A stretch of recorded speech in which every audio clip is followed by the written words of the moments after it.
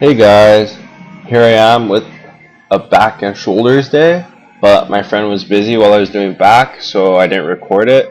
I'm thinking about getting a stand soon, bringing it to the gym. So here I am starting with standing shoulder press.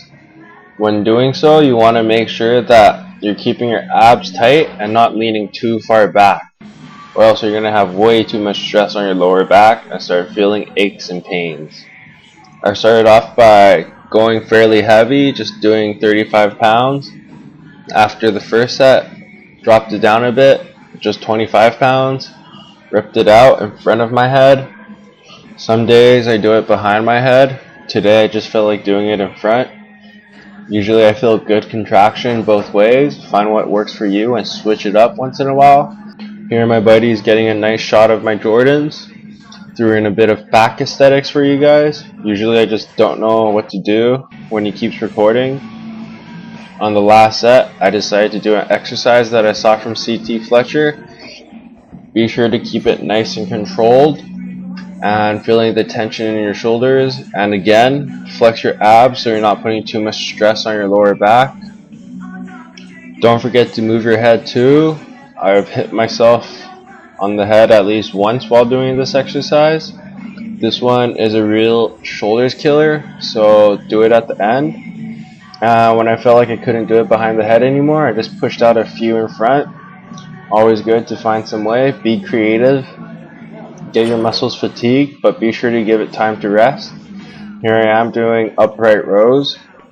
Again, should be doing 3 to 4 sets. And dropping the weight down is fine. You should be aiming for 8 to 12 reps. But for shoulders, lateral raises, usually I do a bit more depending on how I feel that day.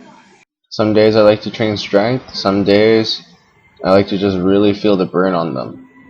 And after lifting for a long time, if you want the hypertrophy, you're going to have to work in all rep ranges. Here I am doing some front raises, did 4 sets, completely burned out my shoulders.